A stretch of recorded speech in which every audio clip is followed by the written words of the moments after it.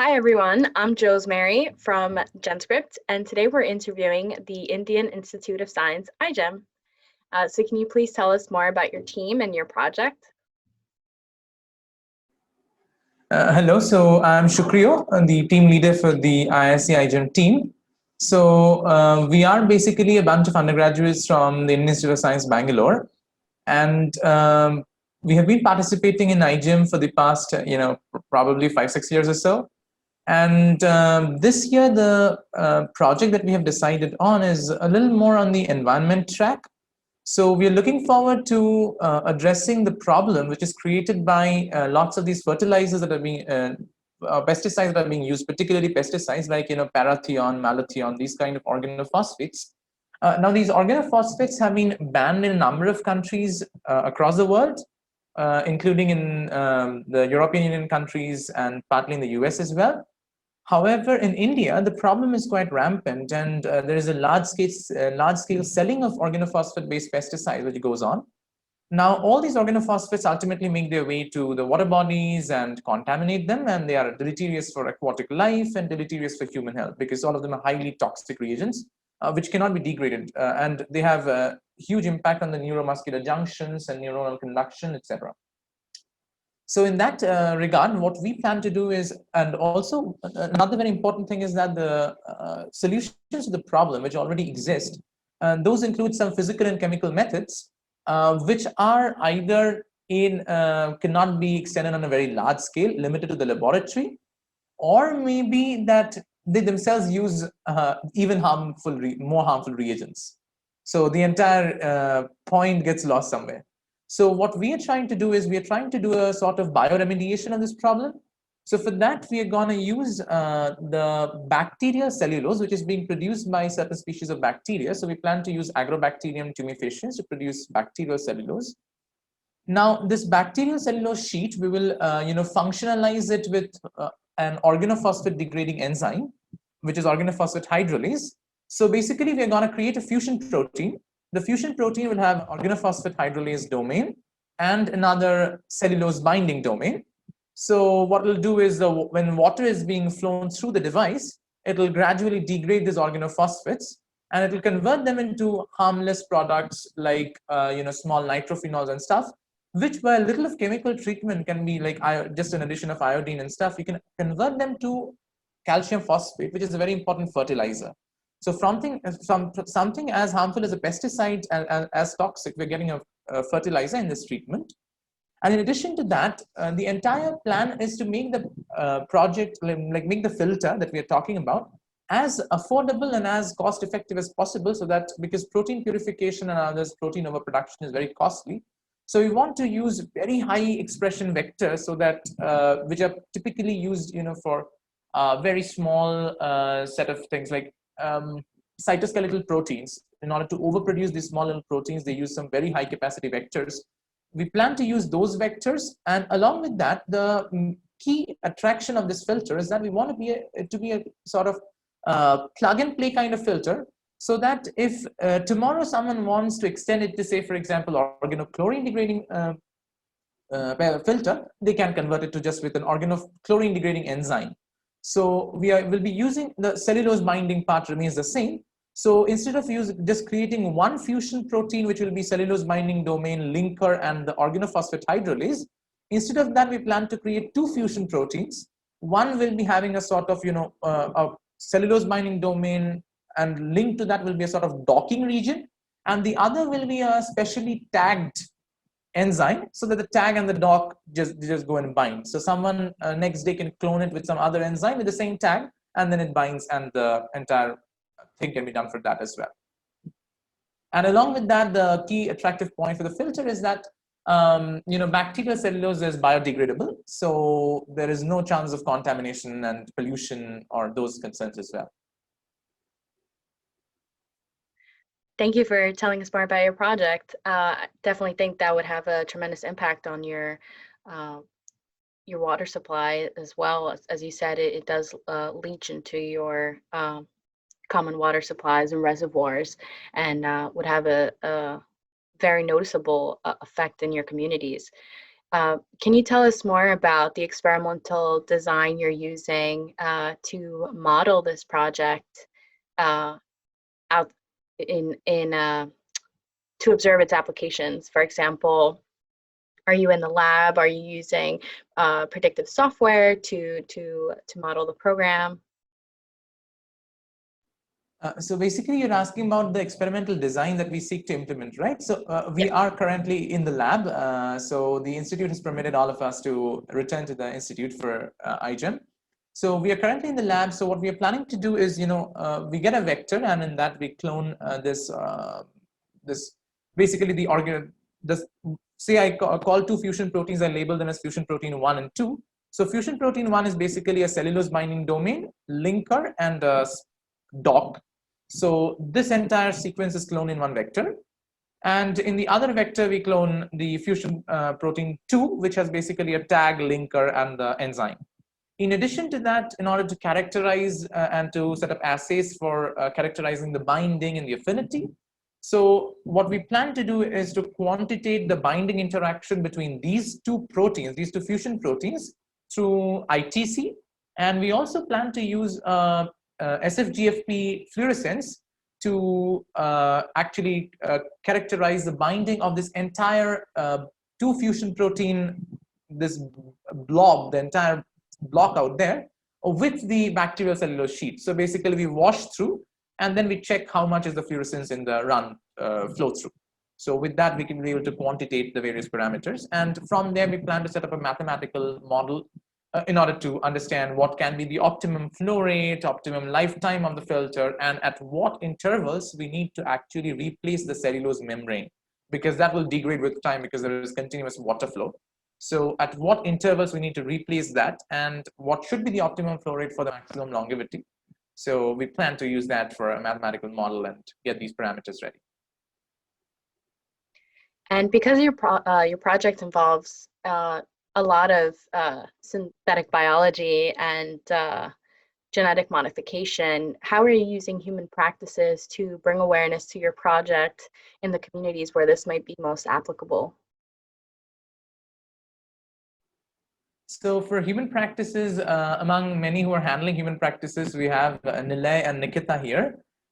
So what we plan to do is it's not just about human practice. We're also trying to take this entire idea of synthetic biology and genetic manipulations to the common children out here. So we are in the process of designing a synthetic biology primer, which will be introducing synthetic biology to class 8 to 12 graders, so who do not have any introduction as such.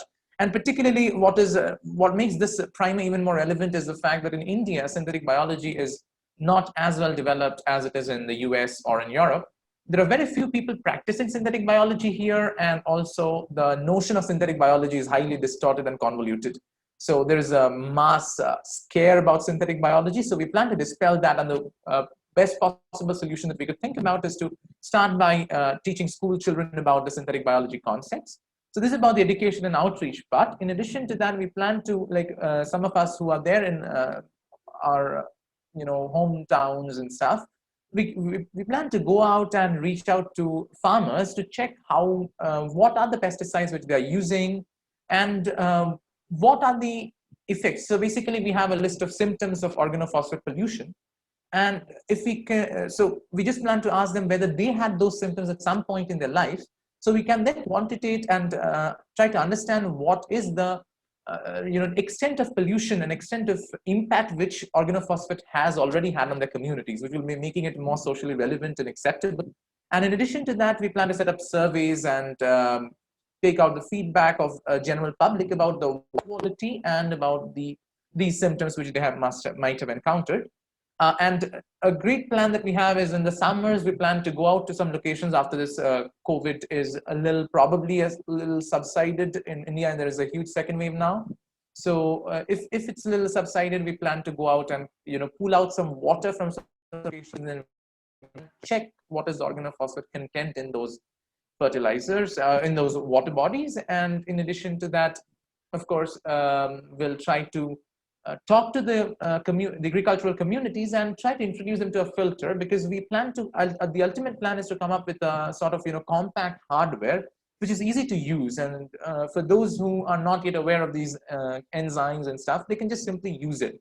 So we need to take the project to that level, and for this we are trying to incorporate the suggestions of various stakeholders at various stages of the project. We have reached out to numerous professors and academicians about what could be a more efficient way out. We have reached out to those who are in charge of these linkers and all these for the design purposes and for modeling and stuff.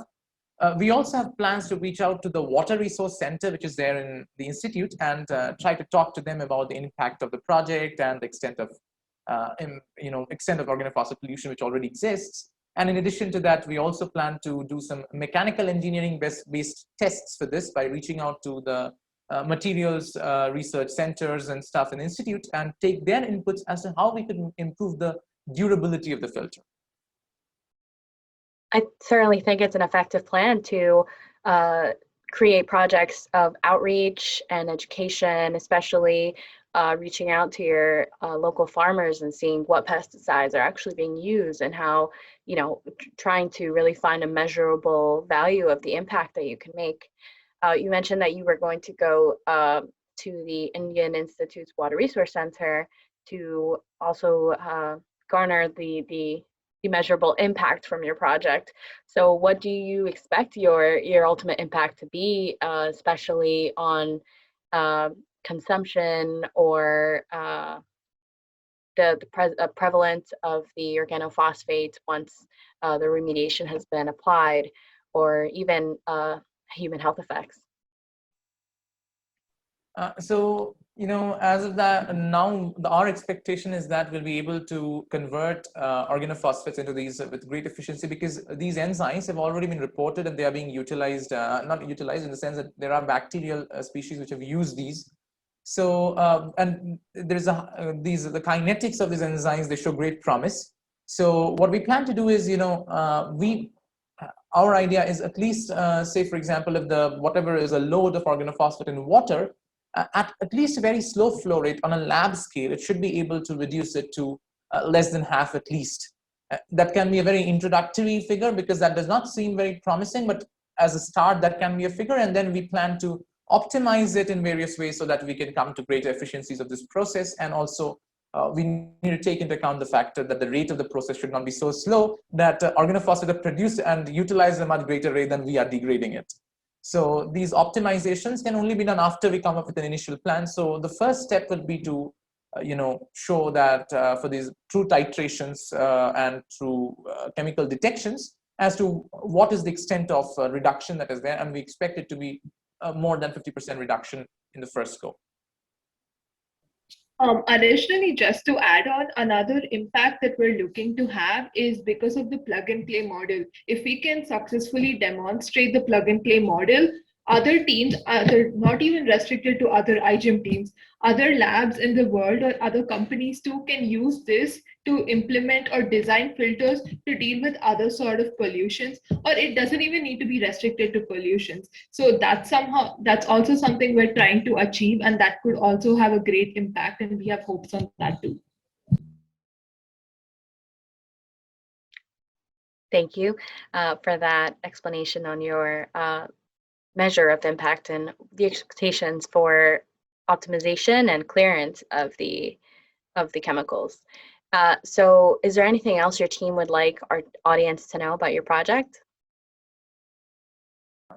Also, another point that I'd like to add in this context is organophosphates, there is a tremendous social impact of this in the sense that in India, the number of suicide cases that happen, a huge majority of them are through consumption of organophosphates because these are so toxic. And the problem is once the patient is taken to the hospital, usually the entire point gets lost because there is no effective means to remove organophosphates. So we do not know, we have no clue about whether it will be successful, but we would like to explore, at least on a theoretical level, explore if we could fit these sort of a filter with the dialysis machines and check out if they are helpful in the terminal point of care delivery of these alleviation of this problem. Because if we can manage to filter out the organophosphates effectively from their blood in the dialysis machine without any bacteria or any other stuff introduced into their body, and even then we are not having any bacteria as such. We are just dealing with bacterial cellulose and the proteins. And also to address the biosafety and bioethics consideration, we plan to incorporate some kill switches so that any bacteria that has gotten exposed to the light or any accidental escape, that will immediately get killed. So that sort of stuff, we have plans, long-term plans of trying that out if this could, in some way work on the dialysis machines and improve the healthcare facilities in the local areas. Well, iGEM, Indian Institute of Science, thank you so much for meeting with me today and talking more about your project. It was very interesting to hear about the positive impact you're trying to make by removing the organophosphates in your water reservoirs using synthetic biology and modifying bacteria.